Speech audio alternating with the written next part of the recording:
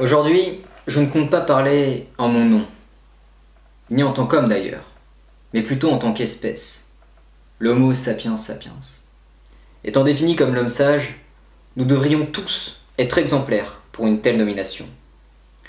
Pourtant, suite au basculement écologique qui est en jeu, ainsi qu'aux espèces qui sont en voie d'extinction ou certaines meurent à l'agonie d'ailleurs, je me dois de transmettre mon opinion afin de peut-être marquer certains esprits. Suite à l'analyse d'une succession d'événements que je qualifierais tragiques, et qui pourtant est le résultat du progrès économique que le gouvernement souhaite conserver, je ne peux observer de la sagesse au sein de la politique actuelle.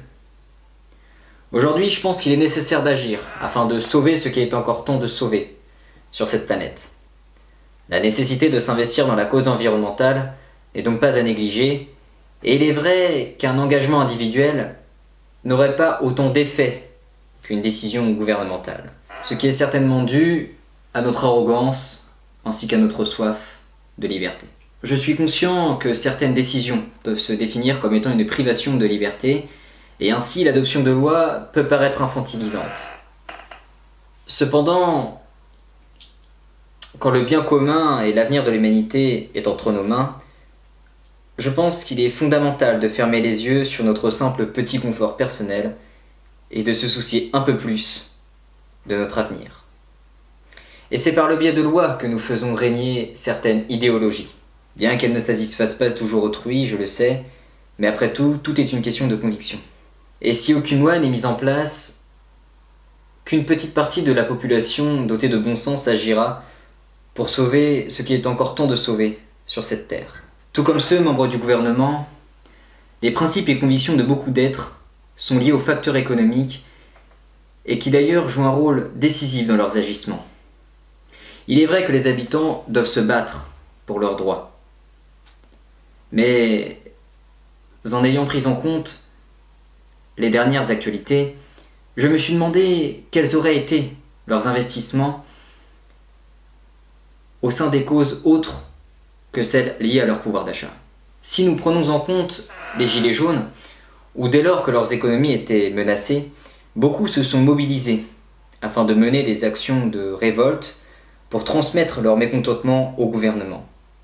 Et je comprends totalement les circonstances qui les ont poussés à évoquer une telle colère, vu qu'elle était liée à la défense de leurs droits. Mais qu'en est-il de l'écologie? Pensez-vous sincèrement que des efforts auraient été fournis en conséquence? Permettez-moi d'en douter. C'est pourquoi l'avenir de l'écologie est entre les mains du gouvernement.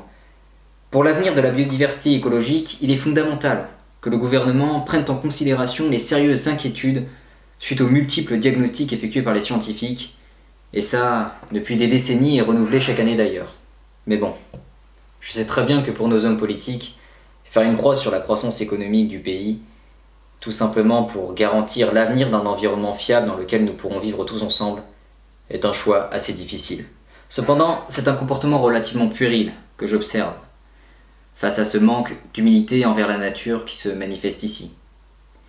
Et c'est certainement le résultat d'une personnalité trop immature et dotée d'une cupidité sans équivoque, qui ne devrait pourtant pas être les critères requis pour des hommes de sagesse.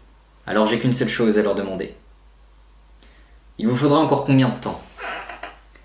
Combien d'espèces souffrant à l'agonie allez-vous laisser mourir? Quand s'arrête le massacre? Quand est-ce que vous allez arrêter d'avoir pour priorité le progrès économique, qui ne cesse d'ailleurs de détruire les poumons du monde, uniquement pour servir votre propre profit, et de passer à la transition écologique? Je pense qu'il est primordial d'arrêter d'avoir du mépris pour la nature et de prendre des mesures radicales pour garantir la survie des êtres conscients du monde ainsi que de celles qui nous a vu naître il y a 2,5 millions d'années. Nous ne rappellerons jamais assez que l'homme est un virus pour notre mère, la nature. Et le fait que le gouvernement fasse un geste écologique pourrait enfin faire honneur à la sagesse de notre espèce et de garantir un avenir meilleur aux générations futures. Un tel geste pourrait également confirmer leur place au sein du gouvernement, qui devrait aussi se résumer par la priorité des droits de notre espèce. Mais jusqu'à ce jour, je ne pourrais observer de l'intelligence face aux priorités économiques qu'il ne cesse de conserver. Et au-delà de ça, bien entendu, nous devons également nous battre pour nos droits sociaux. Seulement, ne soyons pas si égoïstes et tentons aussi de préserver les autres espèces avant qu'elles ne s'éteignent de la carte.